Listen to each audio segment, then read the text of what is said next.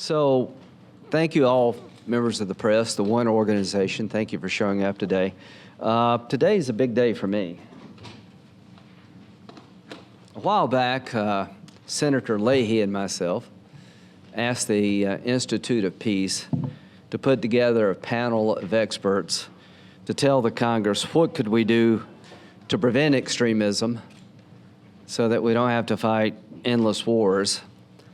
And the chairman of the effort are the same two who chaired the 9/11 commissions, Governor Keene and Congressman Lee Hamilton, who couldn't be with us here today but was by phone. And I thought that was very important and poetic that in 2019 you'd have the people who brought the country together to deal with one of the most horrific attacks in our nation's history, and in a bipartisan fashion gave us a roadmap. And right after that attack, they said there are three things we want to accomplish. We want to take terrorists off the battlefield as much as we can. We want to make sure the homeland is protected, and we want to get to the bottom of what caused all this. From the homeland being protected, we've had a few hiccups, but it's been amazingly successful from my point of view, given the threats we face. The military has taken a lot of these folks off the battlefield. The third part, addressing what causes all this, has been uneven at best. They're probably more extremist today than they were on 9/11, but we have made progress. So in a bipartisan fashion, we're going to now focus on with the same commitment to protecting the homeland, preventing the problem. I've been to Iraq and Afghanistan over 50 times combined. Carl, you're a general ambassador. I've met these folks on several different continents and occasions, and here's my takeaway. Without security, there is no hope. But security alone is not the goal. You literally cannot kill your way into winning this battle against extremism. We have to offer a hopeful life to compete with a glorious death. And we're not talking about nation building here. We're talking about deterrence and prevention. We spent $5.9 trillion in dealing with this problem since 9/11. And the amount of money we spent on prevention has probably been a drop in the bucket. I think the biggest fan of this report will be the United States military. Because when prevention fails, they're the ones who have to bear the burden of the fight. So if I'm a DOD person, I'm pulling for this group because it takes a lot of pressure off the Department of Defense, and they understand their limitations. So what I will do is turn it over to the members of Congress. This started bipartisan with Senator Leahy and myself. Senator Coons has been terrific. Elliott and Congressman McCaul, Elliott Engel, are chair and ranking member of the Foreign Relations Committee in the House. And without a political partnership, this will not work. But before I introduce Congressman Engel, would each of you who are here from the commission introduce yourself very briefly? Steve Hackett, former National Security Advisor and Chair of the Board of the U.S. Institute of Peace. I'm Nancy Lindborg. I'm the President of the United States Institute of Peace. I'm Farouk Atwari. I'm Chairman and CEO of Ethan Allen, but also involved with USIP for many, many years. I'm Carl Eichenberg. I'm at Stanford University leading called the U.S. Asia Security Initiative. Olga Briansky, a former Undersecretary of State at Harvard University as a senior fellow in the Future of Diplomacy Project. And Kane, former chairman of the 9/11 Commission. well, there are other members that couldn't be here, but they're bipartisan. They know what they're talking about. They represent the public sector. They represent the private sector. Carl has been a general in combat and ambassador to Afghanistan. Steve was President Bush's national security advisor, and we have got some really good input. We've actually got a bill already drafted, And I will turn it over to Congressman Engel. He's going to lead the charge in the House and tell you what the House is about to do.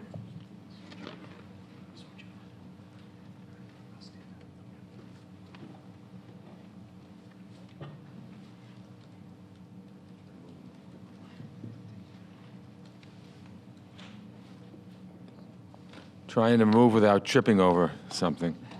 Thank you all for attending. I'm Elliot Engel. I'm the chairman of the House Foreign Affairs Committee, and I'm glad to stand alongside Senators Graham and Coons, who have championed efforts in the Senate to prevent violence and root out extremism in volatile places all over the world. And let me say to our new ranking member on the Foreign Affairs Committee, my partner, Mr. McCaul, I look forward to continuing our work together on these issues. These are not partisan issues, and it's important that we work together on them. We always say on the House Foreign Affairs Committee that partisanship should leave at the river's edge, at the water's edge, and I think that's really important, and that's what we're seeing here. I want to thank all the people on the task force.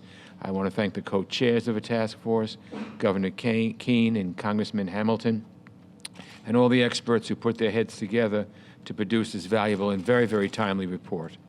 As chairs of the 9/11 Commission, Governor Keene and Congressman Hamilton were at the center of learning lessons about what can happen if America does not engage in fragile states, where terrorism takes root. Now, after almost 20 years of war since 9/11, and 9/11 happened in my hometown, we see those costs even more clearly. The release of today's report comes at an important time. Around the world, levels of violence are at a 25-year high, driving massive instability. This is obviously a global security threat, as fragile, unstable states are breeding grounds for criminals, terrorists, and radicalism. There's a significant economic toll as well. Violence and instability undercut American investment and development efforts and cost the global economy nearly $15 trillion a year. That's a staggering figure. But worst of all, this violence and instability have created a humanitarian catastrophe. So we need new ideas and approaches to ending this violence and instability and preventing it from happening in the first place. This report is a critical contribution to that effort. Over the past decades, there's been time to learn about what works to address the root causes of violent extremism and to understand what makes states fragile. Now those of us here in Congress can take those findings and figure out what legislative approaches can translate those lessons learned into law. So I'm pleased today that Ranking Member McCaul and I are reintroducing the Global Fragility Act, and that Senator Coons and Graham are working to introduce a Senate companion. This legislation passed the House last Congress, and I'm confident that the bill will continue to have broad bipartisan support. And with the release of this report today, we can update the bill to draw on the expertise of the task force. Really wonderful people who I've known for many, many years. It's just an honor to have them on the task force.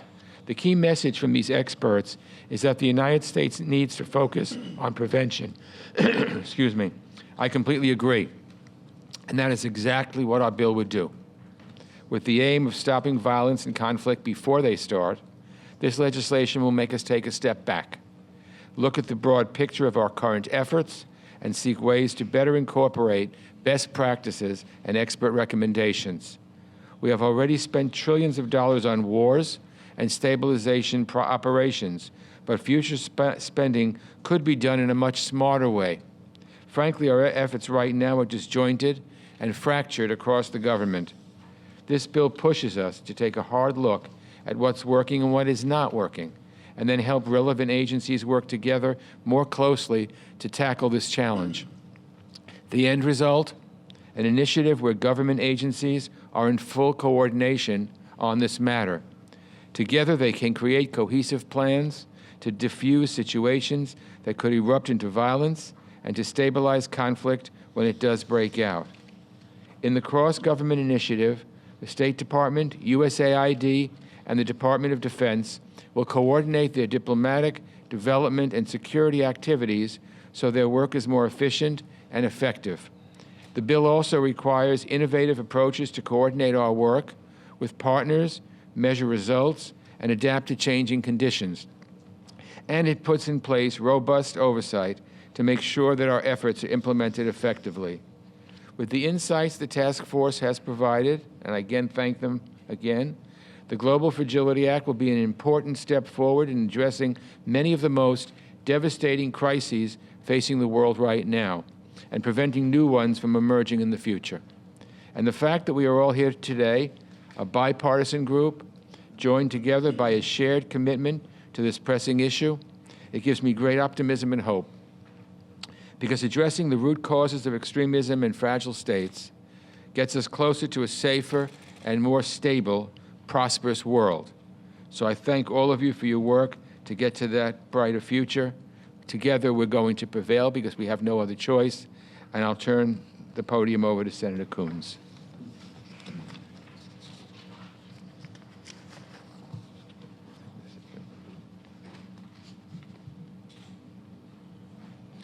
Thank you, Chairman Engel. Thank you to Governor Keene and to all the members of this remarkable task force. The Task Force on Extremism in Fragile States has done long and difficult and thorough work. These are real leaders of our nation who have dedicated decades of their lives to the global fight against extremism, to hard work in diplomacy and development and defense. And to have them come together and dedicate the time and effort and thoughtfulness that they have to this report is a genuine blessing and gives us a framework from which to now move forward and legislate. I want to thank Senator Lindsey Graham, who's chairman of the State and Foreign Operations Appropriations Subcommittee, to the chairman of the House Foreign Affairs Committee, Engel, and a ranking member, Congressman McCaul, for the opportunity to briefly present to you this framework today and say why this is important. As you heard Senator Graham say, we have spent nearly $5.9 trillion in the 18 years since 9/11 in combating extremism and terrorism around the world. Some strategies for stabilization and combating extremism have worked, and some have not. Some have been affordable and sustainable, and some have not. And we currently have somewhat disjointed efforts across our whole government and in partnership with many of our valuable allies that are not focused on prevention. The simple message here is that we are coming together around a strategy for prevention, to prevent fragile states from becoming failed states. In my years as chair of the Africa Subcommittee of Foreign Relations, and in the last few years with my successor, I've traveled to a dozen countries on the continent of Africa that are genuinely struggling to sustain a nation state in the face of sustained input from failed states nearby. So, for example, in the Sahel, in visits to Niger, to Burkina Faso, to Chad, the pressure from Libya, and then the impact on Nigeria is significant. We can see transnational terrorism, smuggling, gangs, and destabilizing influences spreading from one country to an entire region. In East Africa, the ways in which Somalia has genuinely struggled to reconstitute itself as a nation has had generational consequences for Uganda, for Ethiopia, for Kenya. We've seen recent events in these countries that suggest that if we don't get ahead of this curve and invest more in prevention, in sustainable and meaningful strategies, we will never get to the end of this. So I'm grateful in particular to the United States Institute of Peace and to Nancy Lindborg, everybody who has staffed and supported and led this report. I'm grateful that this is bipartisan. As other speakers have commented, war has sometimes divided us here in the Congress and as a nation. This is an approach to stabilization, to combating fragility, and to building peace that I think can be genuinely bipartisan. The United States has and deserves a reputation as the world leader in responding to humanitarian crises. I hope that with this effort and this approach, we will earn a global reputation as the leader in combating fragility and in helping sustain and then rebuild states that are at the very verge of becoming failed states. So In the last Congress, I worked with a great group, a bipartisan group, along with the Trump administration, to introduce and get enacted the BUILD Act, which makes available $60 billion a year in mobilized American private capital. We've got some great NGO partners here who helped fight for it. This was an all-hands-on-deck effort that made a significant step forward in bringing new tools to the work of development in parts of the world where fragile states desperately need our engagement. I am very optimistic about the Global Fragility Act that Chairman Engel just spoke about. I'm grateful to Chairman Graham for his partnership. We will be introducing this week the Global Fragility Act here in the Senate, co-sponsored by Senators Graham, Rubio, Merkley, and Young, and I am hopeful that we will quickly move it forward. It was passed in the last Congress in the House. I think there's no reason we shouldn't pass it in this Congress in the House and Senate, and I think it will provide the framework for us to take this tremendous report and take these insights and make them real. We're going from studying and understanding to enacting a framework to then funding what will be, I think, a groundbreaking initiative to promote the stabilization of fragile states. I am so grateful to the folks who have served on this task force and who have given us these insights, and I am so looking forward to legislating the framework that will now make this real. Let me now yield the podium to the congressman from the 10th District of Texas, Michael McCaul, who was the chairman of the Homeland Security Committee in the last Congress and is the ranking member of the House Foreign Affairs Committee in this Congress and a great partner in this legislative effort. Thank you, Senator Coon, and I want to thank Governor Keene. I know Congressman Hamilton's not here today, but all your great work on the 9/11 Commission, all your help to me when I was chairman of Homeland Security, and I think, as Senator Lindsey Graham said, I think we've come a long ways. We protected the homeland, 95% stopping attacks in the United States. And I want to thank Senator Graham for your strong leadership in the Senate, Senator Coons for your support for the Global Fragility Act. I saw in my tenure as chairman of Homeland Security really the rise and sort of downfall of the caliphate. But it doesn't mean that extremism doesn't still exist. It's moving to other places. We had 40,000 foreign fighters. Many went back to Europe, many to Northern Africa, and many in the Sahel, which is, I think, the hottest spot now, becoming one of the hottest spots in the world. I want to thank the U.S. Institute of Peace and the task force for giving us this great report that will help Congress fashion legislation to deal with the issue of prevention. I've always said that bullets and bombs alone cannot defeat an ideology. We need to deal with it at its core root problem, and that is despair, lack of hope, poverty, destabilized nations, fragile states where there is no governance. That is where they go. The fact that Syria had no governance and that Iraq was falling apart is why ISIS reared its ugly head. The fact that we have fragile states in the Sahel now, the fact that Libya, we had to pull our embassy out, made it fragile enough for extremism to take hold. It also takes hold over the internet, and it radicalizes over the internet every day. But it touches people, I think, in places where there is lack of hope, where there is no economic opportunity, and where there is a lack of governance, and there is more dictatorship. And so this report, I think Senator Graham put it best when he said, who's going to really enjoy this report and appreciate it more than anybody is the Department of Defense. I remember when the cry from the administration was to cut foreign aid by 20%. And General Mattis, I thought, had the best response, that if you do that, you're going to have to pay for more bullets. And so the question is, do we want to kill more or stop it at its root cause? I would rather have prevention and stop radicalization at its root cause than to get to a young man or woman who is radicalized, grows up, and then we have the horrible choice of war that we have spent trillions on since 9/11. I've always been a messenger of we have to get to prevention, stop radicalization at its core rather than deal with it later on down the road. And I think that's what this bill, the Global Fragility Act, does. I want to thank Chairman Engel for his leadership and bring this back up. I'm proud to be his lead Republican on it. I want to thank Senator Graham and Senator Coons for pushing this forward. I also want to thank the One campaign. I know I'll be meeting with you all later in my office, but who better to champion this bill than your organization? And I know this will be one of your top priorities on the Hill as we move forward. And the fact it's bipartisan at a time of such toxicity in Washington, I think makes it even better. This is something we can all agree on and get behind. And again, I want to thank the U.S. Institute of Peace for their great work on this. So now we'll hear from the chairman to kind of give you a top line. But to the One campaign, you know, I make a joke to Bono that I'm not a big fan of his music, and he seems to be okay with that, because apparently millions are. But I'm a big fan of him and what the One campaign has done. He says it the best.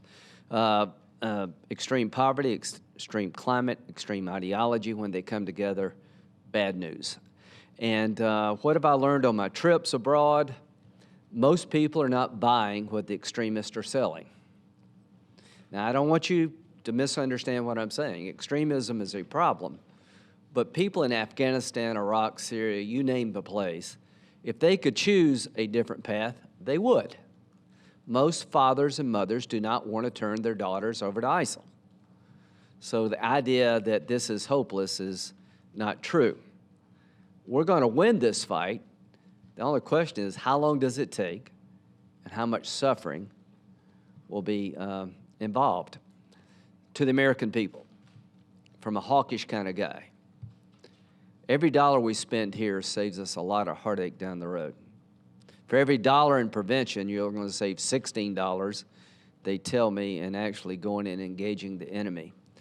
From a hawk's point of view, this is the best way to destroy extremism, is to give people in the regions affected by extremism the capability to push back when they have the will. And this is about providing capacity to those people with the will to say no to extremism. And without prevention and getting to the root cause of this problem, the wars will be endless. Finally, the dividends for winning are enormous. American businesses will have a lot of grateful customers. All these populations are young. They've seen what life could look like through the technology they have in their possession. The country may be very poor, in many ways backward, but technology is everywhere. They've seen the other side of the mountain. And our goal is to give them the means to get there. It'll be the best money we ever spent. It will bring us peace and prosperity here at home. More importantly, it will give us partners in the world that we can work with that are not out to kill us, but out to be our customers and our friends. And with that, I'll turn it over to the chairman.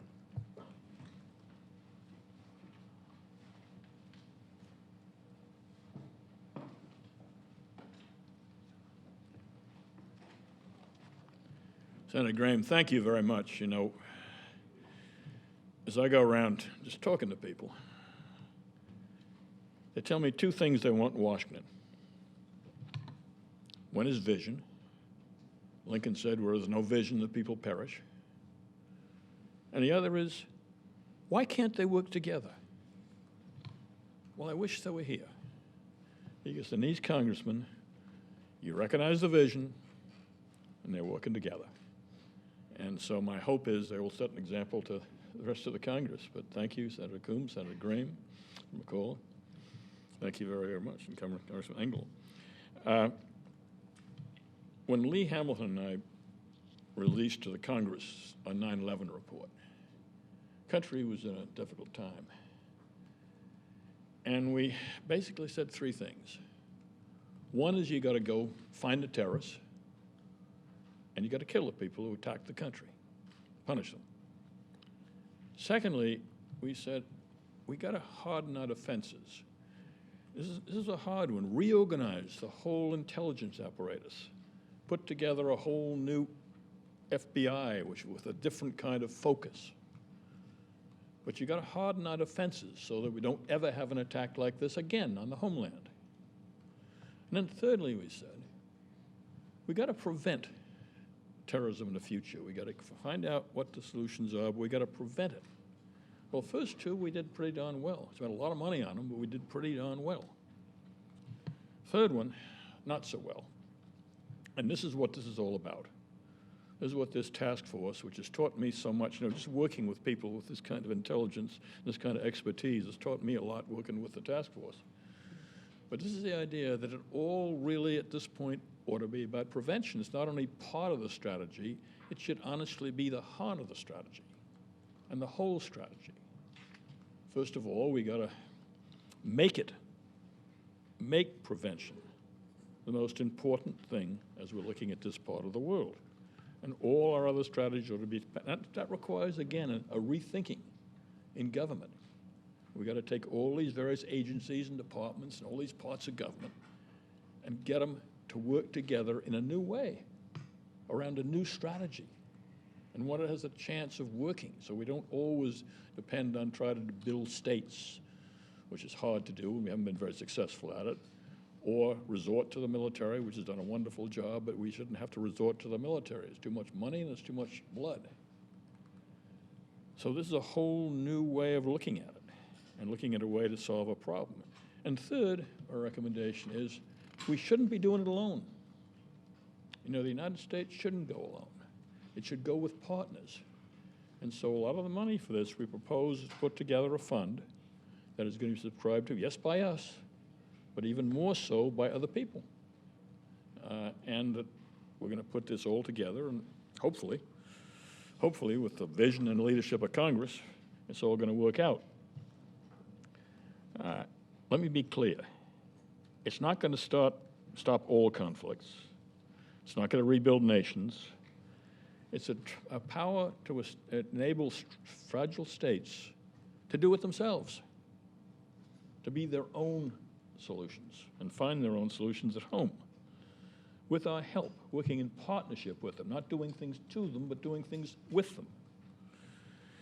And that's why we need a truly high-level political commitment to try this approach and stick with it for the long term. It's not always going to be successful right away. We're going to have some failures, but also we believe you're going to have some successes, and some important successes. And those successes are going to make this whole world we live in a better place. We are enormously grateful for the support we've already received for this report from Congress. It's wonderful. The people I've talked to, both in Congress and the administration, the members of the task force, all have been encouraging. Every one of them. We haven't had anybody we talked to that haven't said, wow, that's a good idea. Why don't we try that? This comes from Congress, it comes from the administration. So that's very, very hopeful in itself. The underlying causes we know about, and we know some of the solutions. We know, for instance, you involve more young people. We know if you involve women to a very, very important extent. We know if you involve the private sector, if you work with all these groups and try to bring them more into the fore as you go with these problems. If you find the right leaders in these countries, people who are there working with the right motivation for their people, who care about each other, care about other people in their society. When we can identify those people, and we have to identify them, when we can't find people like that, we're probably not going to be successful. We've got to find those people and work with them. And if we do that, we have a real chance of succeeding. And that's really the most important thing. That's the vision I'm talking about, putting all this together. If implemented, we believe the strategy will not only defeat today's terrorists, but means that our children and grandchildren will not be treating with the same problem we are. As Senator Graham has said, we've spent a lot of time, a lot of money, done a lot of good things, but we got more terrorists, not less, in more areas of the world, not less, than we did in the year 2000. So no matter what we're doing and how many successes we've had, we're not doing it well yet. And we believe the heart of doing it well is prevention. And this has been a wonderful task force. I can't tell you how much I've enjoyed working with them and much I've learned from them. They've all spent their lives, many of them, in this area. And so I want to thank them for all their hard work. We are heartened, obviously, by the bipartisan and bicameral efforts that we see here today. We commend your leadership in the Congress on these very critical issue. We commend particularly Senator Graham for having the whole idea, I think, to put this all together. He's the real leader on this stuff. We wouldn't be here without him. And I want to thank you all for everything you've done and everything you're doing, and thank Nancy and the Institute for Peace. We hope we can move forward, and wherever we can help you in the Congress, let us know.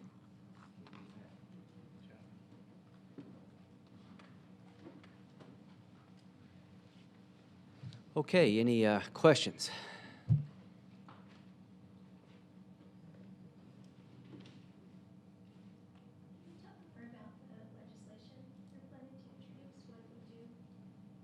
Well, the goal is to get the government to work together. Yeah, to create a framework, basically, to get the major agencies involved, to work together to come up with a preventive strategy. The war on terror has been very kinetic. Our goal is to make it less kinetic, right? The Cold War was not very kinetic. We spent a lot of money deterring and preventing the spread of communism, and eventually the ideology of the Soviet Union sort of collapsed. That's what happened here. So what does winning look like? Winning is, there'll be a day when the people over there will have the resources, the will, and the capability to contain extremism in their backyard without a lot of us on the ground, that the government will be loyal to the people, not to some ideological cause, that the police and the army are trusted. Young people have economic hope, and a woman will have a say about the future of her children. So this bill is designed to get the government to focus on that. I cannot stress to you how important this is. If we pull this off, it's a completely different way of combating the war on terrorism. All of these years later, we have learned that without the preventive part, without getting other people involved throughout the world, we're going to just keep fighting. I'll end where I began. The ideology does not sell well if people have other choices. The people in Afghanistan are not going to go back to the good old days of the Taliban. The Taliban may be part of the future of Afghanistan through a reconciliation process. I hope that happens on our terms, not theirs. I doubt if you'll reconcile with Al-Qaeda or ISIS. So the goal is to help people over there bear the brunt of the military engagement and give them the capability, with some help from us and others, to contain the ideology. You never destroy extremism. I remember as a small child in South Carolina watching the KKK walk down the street, very intimidating. Now they're pretty much of a joke everywhere because people got better educated, more prosperous, and what they were selling just seems to be silly. One day that'll happen. One day the extremism being sold will be seen by people as kind of a bad product. Anything you want to add? If I could just add, the bill sets a framework similar to the way the MCC goes and prioritizes development. It says, here are priority regions and states, and then here are the metrics that we would look at in order to use authorized appropriations accounts to fund prevention work. So to what extent is this a country that's willing to partner with the United States on, for example, transparency or rule of law? To what extent are they connecting between the government and the people they serve? It would set some demonstrable metrics for the kind of approach that Senator Graham's talking about, to do prevention rather than simply doing, on the one hand, kinetic combating of terrorists, and on the other hand, sort of base development work of meeting basic human needs for clean water and for access to health care. This is trying to connect all of that with a coherent strategy, authorized appropriations accounts, and then metrics for outcomes. Yeah, I think just simply a long-term policy, USAID, Department of Defense, and state. Those are the three main federal entities working together on a long-term policy of prevention in these hot spots to defeat extremism.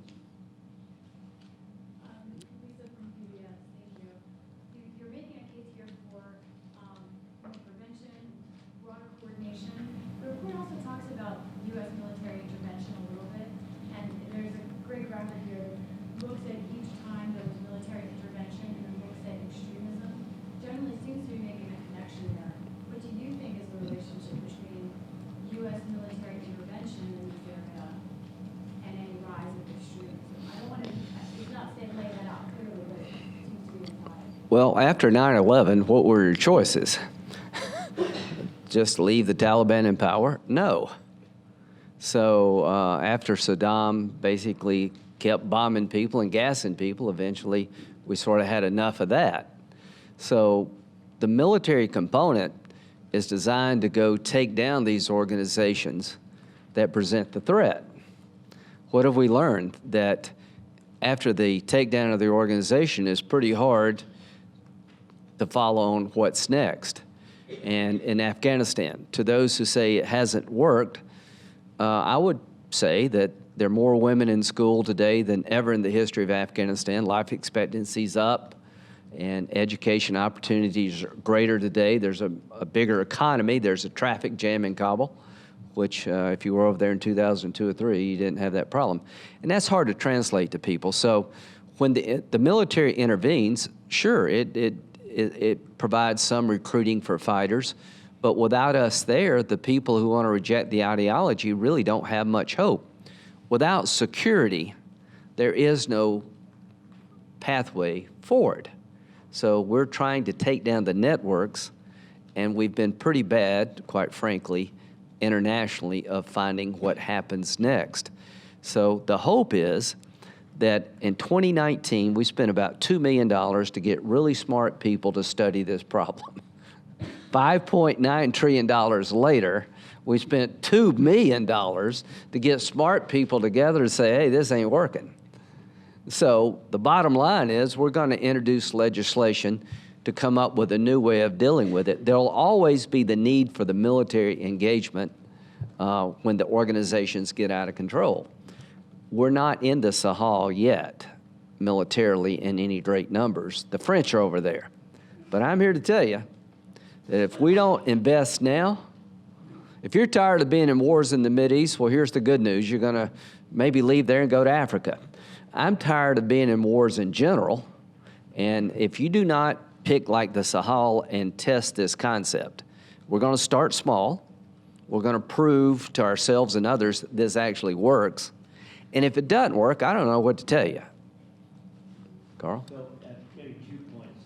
First on Afghanistan, going back to 2001, from the way this report and my colleagues frame it, that was a problem of failure to prevent. 2001 was failure of prevention, and we have to deal with the consequences since then. The second point would be with regard to our military, that we've had, in a sense, the luxury since 2001 to be able to really emphasize the attack part of this, the protect part of this. But now we're entering an era where it's back to state competition. Our military will surely support this report because they need to be focused on state competition. And if they're tasked with being the main effort here as an attack, then they don't have the resources to do that. That's why prevention is the way forward. It's cost effective. Yeah, and just finish it. The hope is that if we do this right, the military will always be the last resort, and none of the first resort. Yep.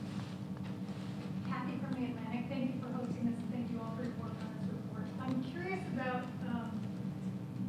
how the thinking has evolved on promoting democracy. I noticed that there's a lot of emphasis on promoting good governance, but not much on democracy at the same time that there's a discussion about authoritarianism can breed extremism. So I'm curious if any of you can comment on what model of governance, obviously there's going to be local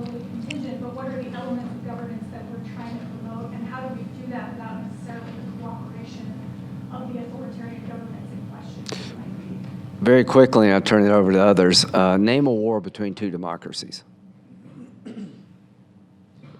Seems to me that's a pretty good investment. I can't think of a war between two democracies for a reason. The rule of law usually saves you from having to go to war. People find a resolution process through representative government that prevents war. It's not so much about spreading democracy to me as the right of self-determination. If you want to live a certain way, I just want the people to make that decision, not the terrorist. Seems to me democracy isn't necessarily the first thing you go after. Because you go after the kind of things we talk about in the report. If you involve more women, if you do something about educating youth, if you get the private sector involved, you're going to have a democracy. Yeah. Related, you're going to have a democracy. But if you start by saying, we're here to create democracy, there's certain elements deciding and saying, no, they're trying to make it reduce the American way or what have you. And I think the result will be democracy. I'm not sure if we should go out with first. Senator, One American News, there certainly seems to be some fragility in Central America that's creating a problem at our southern border. Can you talk to maybe how that plays into what we're fighting about now in Capitol Hill? So that's actually a good point. Extremism is just not radical Islam. You've got places where people are living in pretty bad situations that affect us, like in Venezuela. I mean, I wouldn't want to live there. And I want to applaud President Trump for standing up for the idea that there's a better way, freedom and democracy versus the authoritarian socialist model. We think is a better way, and the fact that he's rallied the world to the cause for the most part is good. So if you're really worried about stopping illegal immigration and you don't invest in the Northern Triangle countries, it will not work. El Salvador, Guatemala, Nicaragua, all of these countries are fragile.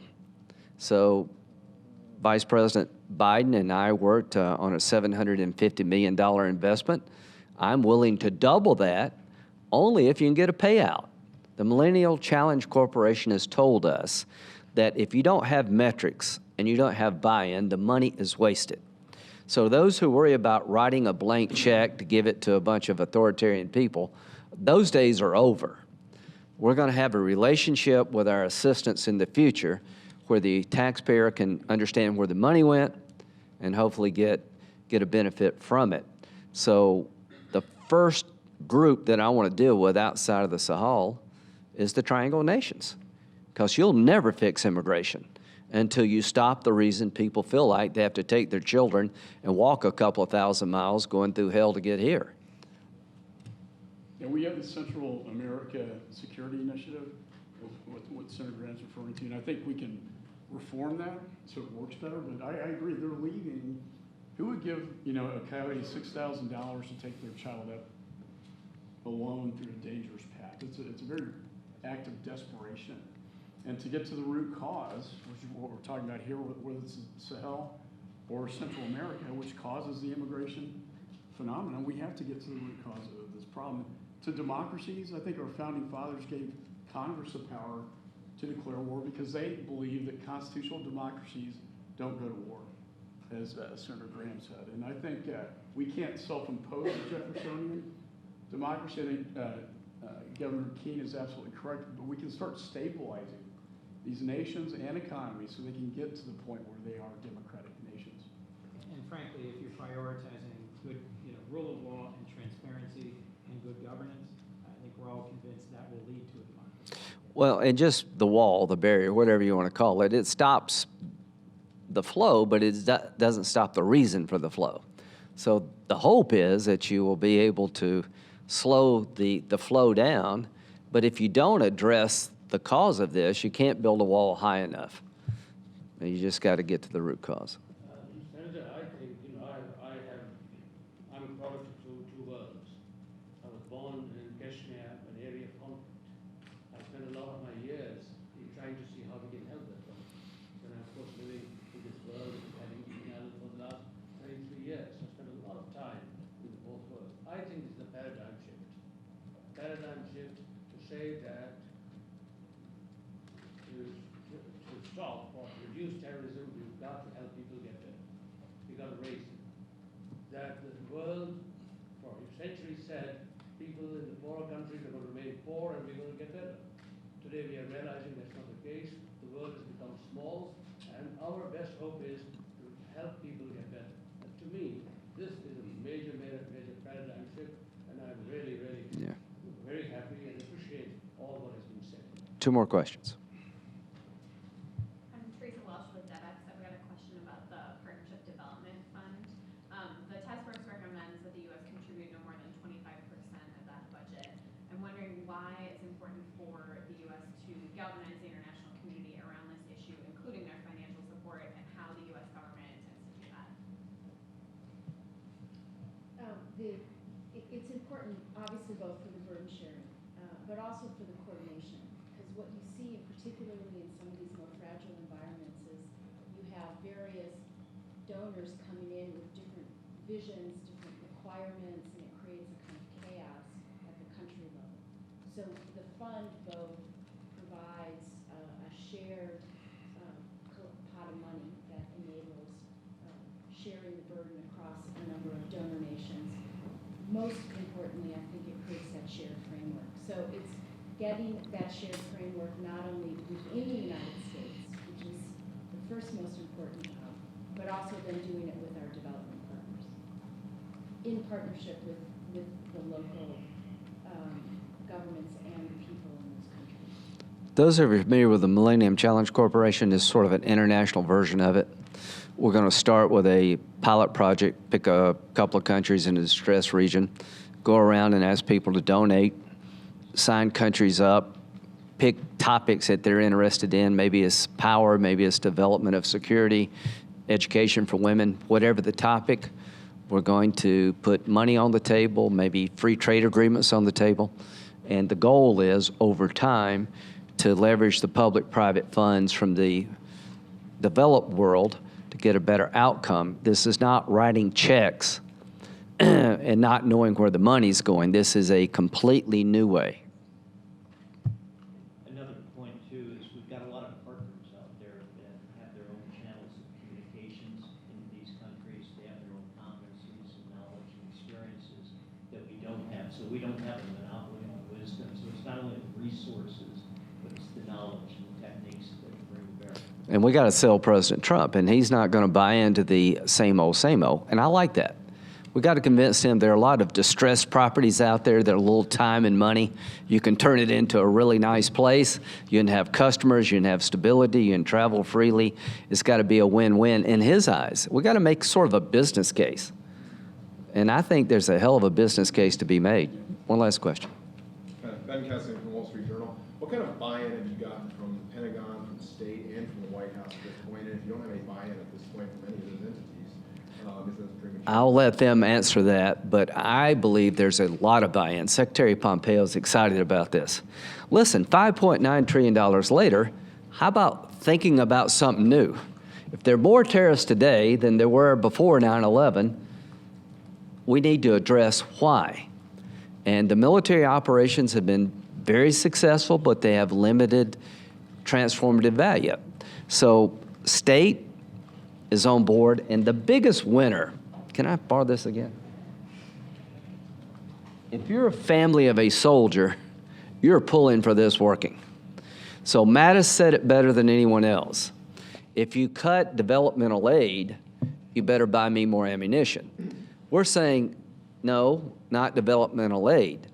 If you don't invest more in prevention, you better buy me more bullets.